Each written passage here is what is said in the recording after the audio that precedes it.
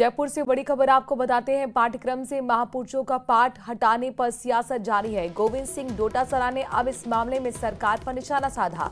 कहा कि आरएसएस की कठपुतली बनकर देश का इतिहास तोड़ मरोड़ रही है बीजेपी।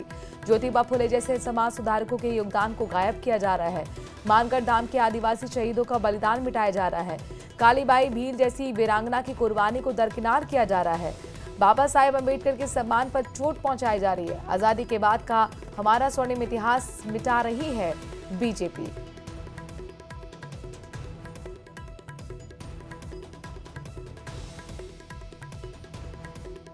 साथ ही वो ये भी कह रहे हैं कि बीजेपी के मंत्री आदिवासियों के डीएनए टेस्ट करा रहे हैं। इससे पहले पूर्व मुख्यमंत्री अशोक गहलोत ने भी पोस्ट के जरिए राज्य सरकार पर निशाना साधा था और अब ये गोविंद सिंह डोटासरा का बयान सामने आया है। दरअसल आपको बता दें कि महापुरुषों का पाठ हटाने पर सियासत जोर शोर से इस वक्त राजस्थान में चल रही है। राजस्थान के गलियारों से एक और महत्वपूर्ण अपडेट इस मामले में निकलकर सामने आया।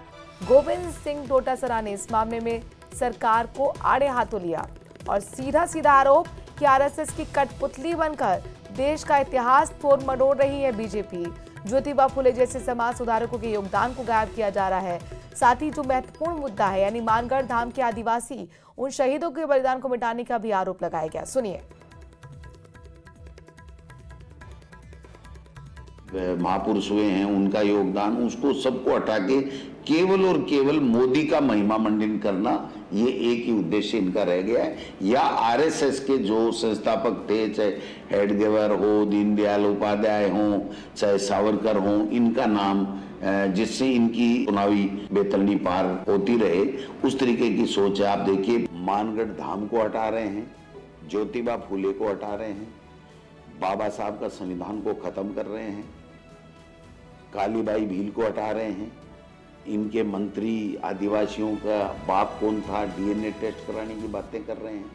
आजादी के बाद में स्वर्णिम भारत का इतिहास हमने पाठ्य पुस्तक मंडल में दी, उसको बैन कर दिया इन्होंने।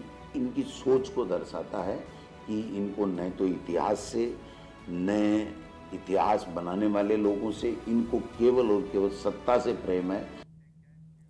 सवाई माधोपुर जिले के गंगापुर सिटी में बद्रीनाथ मंदिर में पूजा विवाद अब और ज्यादा तूल पकड़ता जा रहा है।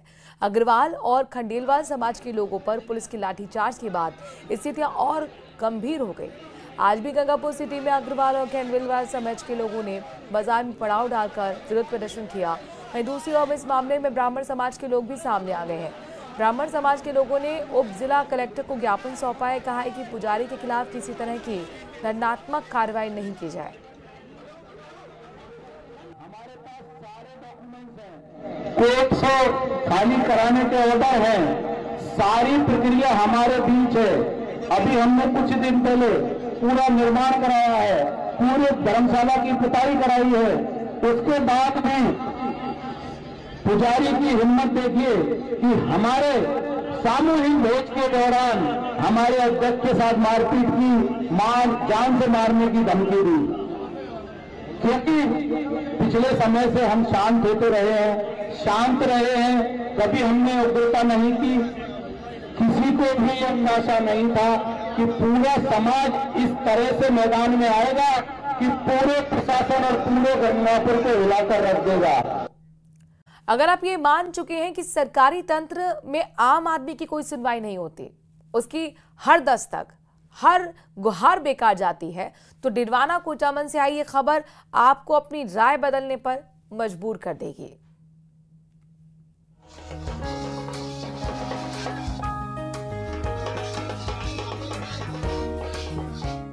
अप्रत्याशित खुशी बूढ़ी हड्डियों में भी जोश भर जाती है। यकीन नहीं तो 80 वर्ष की इस बुजुर्ग को देख लीजिए। गुरुवार को गाजिया बाजे के साथ जब ज्ञानी देवी के मकान की नींव रखी गई तो बुजुर्ग का तन मन झूम उठा। उन्होंने नाच कर अपनी प्रसन्नता का इजहार किया। बबूल की 2 लकड़ियों पर फटे पुराने कपड़े डालकर सर्दी गर्मी बारिश से बचाव करती ज्ञानी देवी को अब उनके सपनों का आशियाना मिलेगा। और कोई भी व्यक्ति पक्के मकान में ही रहे, ये सरकार की मंशा है। इसी को मद्देनजर रखते हुए हमारे पंचायत समिति पर पूरे परिवार ने इसमें सहयोग किया और आज ज्ञानी देवी जी को उसका आवास मिल जाएगा। लेकिन 40-45 दिन में आवास को तैयार करवा कर और उन्हें एक पक्के मकान में रहने की व्यवस्था करवा देंगे। प्रधानमंत्री आवास योजना के तहत ज्ञानी देवी के मकान का सपना पूरा हो रहा है। एक ग्रामीण छोगानाथ ने ज्ञानी देवी को मकान बनाने के लिए भूखंड उपलब्ध करवाया, जिसके बाद पंचायत समिति मकराना की प्रधान सुमिता भीचर ने विभागीय अधिकारियों के साथ भूमि पूजन कर ज्ञानी देवी के आवास की आधारशिला रखी। जब तक मकान नहीं बन जाता तब तक उनके रहने की वैकल्पिक व्यवस्था हो चुकी है। ज्ञानी देवी को 2 महीने में उनके सपनों का मकान मिल जाएगा।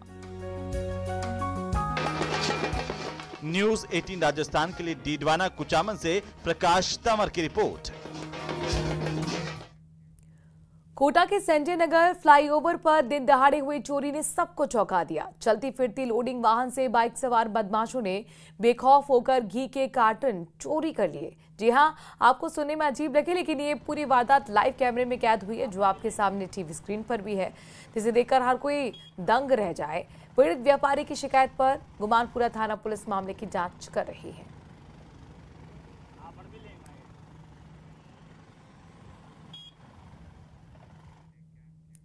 और अब आपको उदयपुर ले चलते हैं, जहां पर देर शाम मौसम का मिजाज बदला। करीब आधे घंटे तक मूसलाधार बारिश हुई, जिससे शहर की सड़कें दरिया बन गईं। कुछ ऐसे ही नजारा देबारी चौराहे के पास भी देखने को मिला, जहां प्रतापनगर देबारी की सर्विस रोड पर पानी भर गया। वहां खड़ी कारें पानी में डूब गईं। वीडियो अब सोशल मीडिया पर वायरल भी है। सर्विस रोड पर पानी निकासी की व्यवस्था दुरुस्त नहीं होने के चलते सर्विस रोड पर 3 से 4 फीट तक पानी भरा रहा और काफी परेशानी लोगों को हुई। अचानक बदले मौसम के मिजाज से जरूर हालांकि शहर वासियों को उमस से राहत मिल पाई है।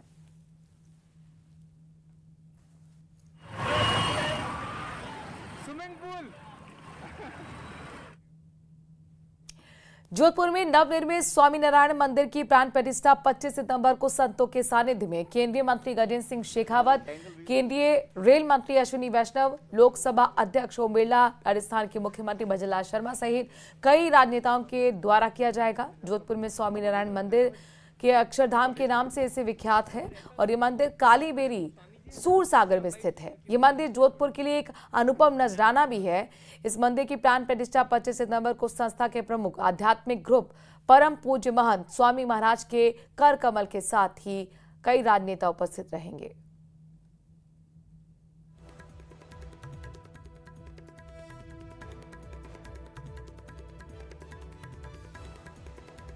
विशेषताओं में पहली विशेषता यह है कि ये पूरा प्रकल्प लोकली बना है। लोकल कार्यकर्ता, लोकल कारीगर, लोकल डिजाइन और लोकल पत्थर, पूरा सेटअप यहीं पर किया गया था, इसी जगह पर ये मंदिर। एक पहली विशेषता ये है कि यहाँ का पत्थर, यहाँ के कारीगर। और एक तो दूसरी बात विशेषताओं में ये है कि इस मंदिर में शिरोही घाट के यानी हमारे मारवाड़ की संस्कृति को प्रदर्शित करने वाले खंबे वो बताए गए हैं। तीसरी बात ये विशेषता में ये है कि इसकी जो हाइट है वो 91 फीट है और इसकी लंबाई और चौड़ाई 180 फीट है, 181 फीट। 281 जितने स्तंभ ऊपर और नीचे दोनों मंजिल को मिलाकर इसमें है, तो 2 मंजिलाना ये मंदिर है। ये भी एक इसकी बहुत बड़ी विशेषता है। नीचे अभिषेक मंडप है जहां पर हमारी शुभ कामनाओं को परिपूर्ण करने के लिए भगवान के चरणों में हम अभिषेक करेंगे। राजस्थान का दूसरा बड़ा शहर जोधपुर, जिसका एक नया अध्याय लिखने जा रहा है। अक्षरधाम मंदिर स्थापत्य कला, निर्माण और कारीगरी का अद्भुत नमूना। इस वक्त हम अक्षरधाम मंदिर में खड़े हैं। आप देख सकते हैं कि किस तरह से जोधपुरी छीतल के पत्थर पर जो महीन कारीगरी करके ये मंदिर का जो है निर्माण किया गया है। सबसे बड़ी बात करें तो दूसरे सभी पत्थर जो है उन पर कारीगरी करना बहुत आसान है, लेकिन जोधपुर के पत्थर छीतल की बात करें, चूंकि ये बहुत सख्त पत्थर होता है तो इस पर कारीगरी करना अपने आप में एक बड़ी चुनौती होती है, लेकिन कारीगरों ने वह भी करके दिखाया है। आप देख सकते हैं कि महीन से महीन कारीगरी और 6 से 7 इंच तक की गहरी कारीगरी यहाँ पर आपको दिखाई देगी और इस जो कारीगरी का अद्भुत नमूना आपके सामने है। इस मंदिर में करीब 281 पिलर्स है जिनको सिरोही से बनवा कर मंगवाया गया है। यहाँ पर जो ये पिलर्स हैं इनकी भी एक अलग कहानी है, इस पत्थर की अलग कहानी है और जोधपुर में जो एक नई कहानी का अध्याय लिखने जा रहा है उसका ये नमूना जो आपके सामने है। कह सकते हैं कि जोधपुर के इतिहास में एक नया अध्याय न केवल पर्यटन की दृष्टि से जुड़ने वाला है, बल्कि बात करें तो आध्यात्मिक दृष्टि से जो ये मंदिर जो जुड़ा है यहाँ पर, ये आने वाले समय में जोधपुर जो कि धर्म नगरी के नाम से जाना जाता है, यहाँ से एक आस्था और सनातन जागृति का एक बड़ा केंद्र बनने वाला है। कैमरामैन समीर खान के साथ चंद्रशेखर व्यास, न्यूज़ 18 दास्तान, जोधपुर।